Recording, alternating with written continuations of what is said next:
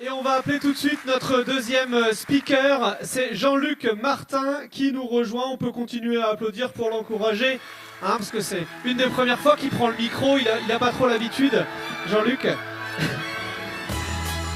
Alors Jean-Luc, ça va être bon pour 10 minutes. Je te laisse te présenter, tu as plusieurs casquettes. Là, tu es là pour nous parler de tel notamment. Donc là, on va partir dans le domaine de l'agriculture, de l'élevage notamment. Jean-Luc, qui est devenu start-upper l'année dernière, presque sans le savoir. Comme quoi, tout est possible. C'est parti, Jean-Luc, je lance le chrono. C'est à toi pour 10 minutes. Je m'appelle Georges Ulrich et je suis éleveur. Il y a fort longtemps, dans mon élevage, les bêtes étaient un peu statiques. Elles bougeaient pas. Je les sentais pas heureuses, quoi. Alors je suis allé sur telélevage.com pour qu'on vienne me faire un diagnostic. C'était au printemps, je me souviens. Il avait une belle voiture, mais je dois reconnaître que moi j'étais un peu sceptique. Il m'a posé un tas de questions. Et puis ensuite, il a simplement synchronisé sa tablette avec le serveur télélevage. Quelques jours plus tard, j'ai reçu un rapport en ligne. Il y avait un problème de non-conformité avec la ventilation. Une fois le problème résolu avec l'installateur, mes bêtes ont retrouvé immédiatement leur mobilité et leur productivité. Et moi, j'ai retrouvé le sourire. Tel élevage, audit de bâtiment d'élevage, spécialiste depuis plus de 30 ans. Merci Jean-Luc, on va réagir sur la vidéo dans quelques instants. Juste une annonce de service, il y a une voiture qui gêne pour le débarquement du traiteur. C'est une 3008, j'ai pas les matriculations, j'ai pas la plaque. Mais s'il y a une propriétaire de 3008 dans la salle, voilà, quelqu'un est parti en courant, c'est peut-être ça. Le message est passé. Jean-Luc, c'est à toi. On parle de quoi? On parle d'élevage. Tel élevage. Donc bonjour à tous, merci d'être venus dans mon pays d'adoption qui est le pays fouillantais. Donc moi, un peu plus de 50 ans, j'ai travaillé plus de 30 ans dans le domaine de l'élevage, comme vous avez pu le voir. Et je me suis retrouvé start-upper parce qu'il fallait démarrer une activité qui n'existait pas.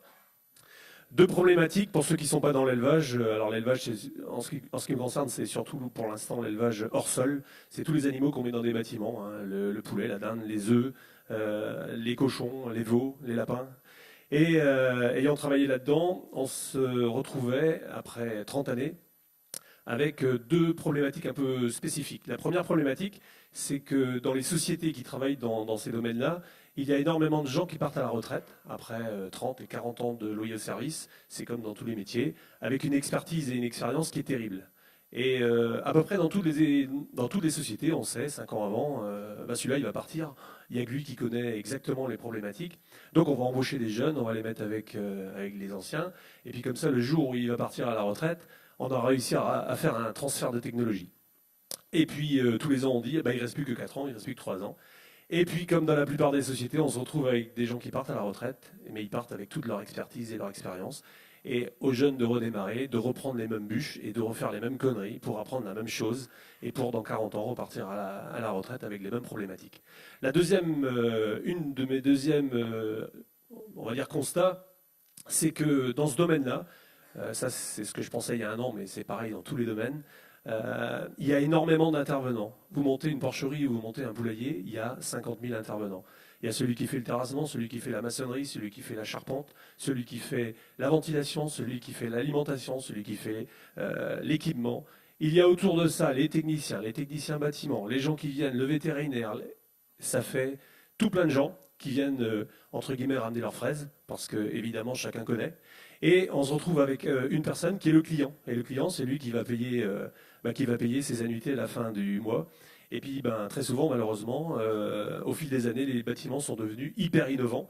On parle du numérique, on parle de l'informatique, on y en a bourré de tous les côtés, avec le bien-être animal, le bien-être salarial, tout ce qui vient, les problèmes sanitaires, les antibiotiques et tout ça. Et ce qui s'est passé, c'est qu'on a bourré d'informatique les élevages. Et on se retrouve aujourd'hui avec des élevages qui, sur le papier, quand le commercial est venu leur vendre, ça devait marcher comme ci et comme ça. Et puis au final, ça ne marche pas tout à fait comme on avait dit au départ. Et puis bizarrement, on se retrouve au bout de 6 mois, au bout d'un an, avec des résultats qui ne sont pas à la hauteur de payer la banque et puis de se rémunérer correctement. Vous entendez ça dans tous les médias aujourd'hui, l'agriculture. Et quand on met tout le monde autour de la table, le problème c'est que c'est de la faute à personne. C'est toujours de la faute à celui qui n'est pas là. Et c'est comme tout le temps, il y en a forcément qui ne sont pas là. Donc on remet des réunions et ainsi de suite. Mais en attendant, l'éleveur il continue à payer, il continue à mal utiliser son système. Donc moi je me suis dit, après 30 ans dans l'équipement, je me suis dit, il faut maintenant que les 10 dernières années qu'il reste à faire dans le domaine économique te servent à quelque chose. Et j'ai utilisé les deux choses. Petite histoire. Je rencontre à New York, on est allé pour les charrues il y a 2 ou 3 ans, et je rencontre à New York une société, une start-up qui s'appelle SpeechMe, et qui, elle, avait monté un système de vidéo. Ça leur permettait d'aller dans les entreprises, filmer les gens qui allaient partir à la retraite, simplement avec des thèmes, et de les mettre, tous ces thèmes-là, de les mettre sur le serveur de la boîte. Et comme ça, quand le jeune il arrive, il met les mots-clés, et il a des vidéos qui expliquent les problématiques. Et là, je me suis dit, il faut faire la même chose. Donc je me suis dit, on y va, on va numériser tout ça. Qu'est-ce que j'ai fait? J'ai utilisé mon expérience, c'est-à-dire 30 ans dans la ventilation de l'élevage, et j'ai tout simplement mis toutes les conneries, tout ce que j'ai vu en 30 ans. Alors ça va de la connerie monumentale au détail, et on les a numérisés. Donc il a fallu monter un système informatique qu'on a fait. Et le principe, il est relativement simple, de pouvoir embarquer sur une tablette déconnectée, parce qu'évidemment, dans tous les élevages qu'on a en Bretagne, en France et à l'étranger, il n'y a pas de Wi-Fi, il n'y a pas d'Internet, il n'y a pas de fibre, il n'y a pas de téléphone dans pas mal de bâtiments, parce qu'ils sont faits en béton et à l'intérieur, ça ne marche pas. Donc l'idée, c'était de monter une tablette, on arrive dans un élevage, et qu'est-ce qu'on fait? Tout bêtement, on répond à des questions. Parfois, on répond par du visuel, c'est grand, c'est petit, c'est gros, c'est ainsi de suite. Parfois, il faut mesurer, et là, on y a adopté ou adapté des capteurs de vitesse d'air, d'humidité, de NH3, de CO2, de luxe, tous les capteurs que vous pouvez imaginer. Bien évidemment, dans l'élevage, il n'y a pas beaucoup de normes. Donc les normes, il a fallu les adapter. Et les premières normes, qu'est-ce que j'ai fait? Grosso modo, ça existe? Non, ça n'existe pas. Est-ce que ça existe dans un autre domaine que l'agricole? Non, ça n'existe pas. Alors on utilise ma norme. Vous n'êtes pas d'accord? Tant pis, puisque vous n'avez pas de solution à proposer. Donc on a fait des questions. À toutes ces questions, on y a rajouté un niveau de criticité. Est-ce que c'est un problème minime, majeur ou critique? Donc assez facile. À chaque question, on peut y rajouter des photos, des vidéos et des commentaires. Tout ça, ça permet de passer en revue toutes les problématiques qu'on va trouver dans l'élevage. Alors au début, c'était la ventilation, puis ça a complètement dérapé en 1 an, puisque la société n'a qu'1 an et demi. On a travaillé pendant presque 1 an et demi, puisqu'on a fait de la R&D, on a commencé à commercialiser que depuis l'été. Et aujourd'hui, on a 2000 questions dans le système, ce qui permet grosso modo de mettre à poil un bâtiment, sans pour autant aller chercher midi à 14h, puisqu'on ne fait que répondre. On n'a pas de mérite. Le seul mérite, c'est d'avoir mis tout ce que tout le monde connaît dans du numérique. Et là, une fois qu'on a tout fait ça, les questions passent du rouge au vert. Et le truc le plus important, c'est qu'on y a adopté un plan d'action. Parce que c'est pas le tout de dire c'est pas bien, c'est de s'assurer que derrière, ça peut être fait, qui va le faire, quand ça va être fait, et est-ce que ça a été fait. Le plan d'action, il est numérisé. C'est-à-dire qu'on met, donc on sort de l'élevage, on trouve du Wi-Fi ou de l'Internet, on fait une synchronisation. Et dès qu'on a fait la synchronisation, l'éleveur reçoit un mail avec un code, un identifiant, on lui ouvre une plateforme numérique. Et là, il a la possibilité d'avoir son rapport qui est fait en automatique, c'est-à-dire que l'auditeur n'a pas de rapport à faire. Il se retrouve avec tout un rapport qui est fait en automatique, niveau de criticité, les photos, les commentaires et ainsi de suite. Et surtout, très important, donc soit il sort en PDF, mais très important, on y a adopté une plateforme de plan d'action collaborative. C'est-à-dire que l'éleveur va pouvoir partager son plan d'action avec qui il veut. L'exemple qu'on retrouve beaucoup en Bretagne, il y a des coopératives. Les coopératives ont à peu près toutes aujourd'hui des responsables bâtiments. C'est des gens qui s'occupent de justement tous ces bâtiments et toutes ces installations. L'éleveur, qu'est-ce qu'il fait? Il met le mail du responsable bâtiment. Automatiquement, le responsable bâtiment reçoit une nouvelle plateforme tel élevage et il aura tout le plan d'action du client. Et lui, il va pouvoir, si l'éleveur ne veut pas le faire, il va pouvoir tout simplement, en face de chaque action, aller dire les 5 premières, c'est le constructeur de bâtiment, les 5 suivantes, c'est le mec qui a fait la ventilation, les 5 suivantes, c'est le vétérinaire, les 5 suivantes, c'est... et ainsi de suite. Dès qu'il valide, chaque personne qui a été nommée dans le plan d'action reçoit un code, un identifiant, une plateforme privée, et là, se retrouve dans le bain, c'est-à-dire qu'il va être obligé de faire avancer son action, très souvent, ce qu'il n'a pas forcément bien fait avant.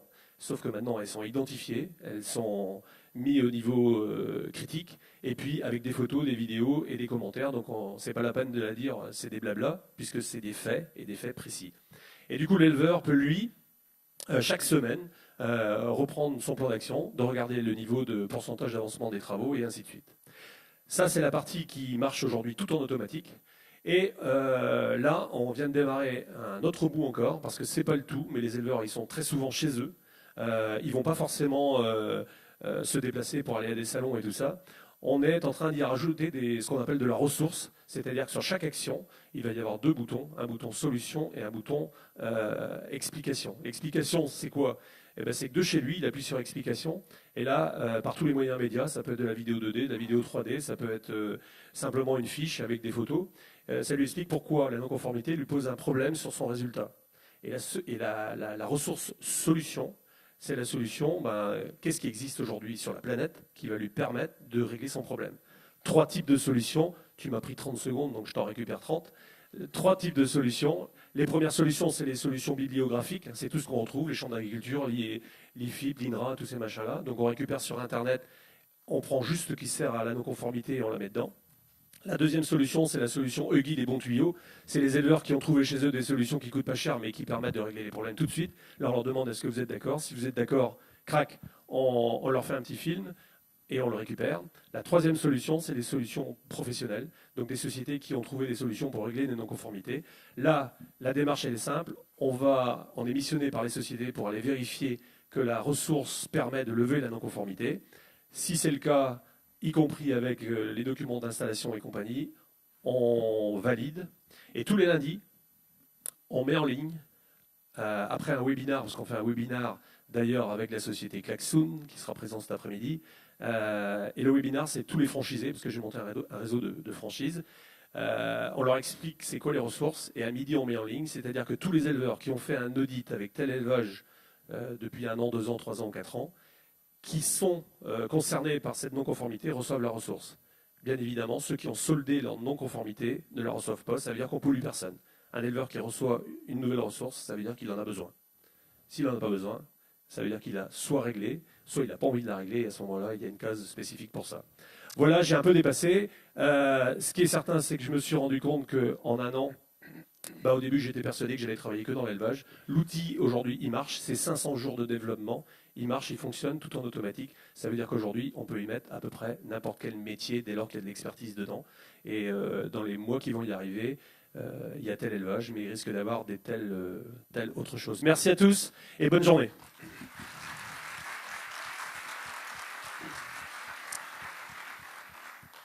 Jean-Luc Martin, qu'on ne présente plus, homme d'action, ça se sent, respire un peu, parce que là, ton pitch, il est 10 minutes, mais c'est intense. Est-ce que vous avez des questions pour Jean-Luc?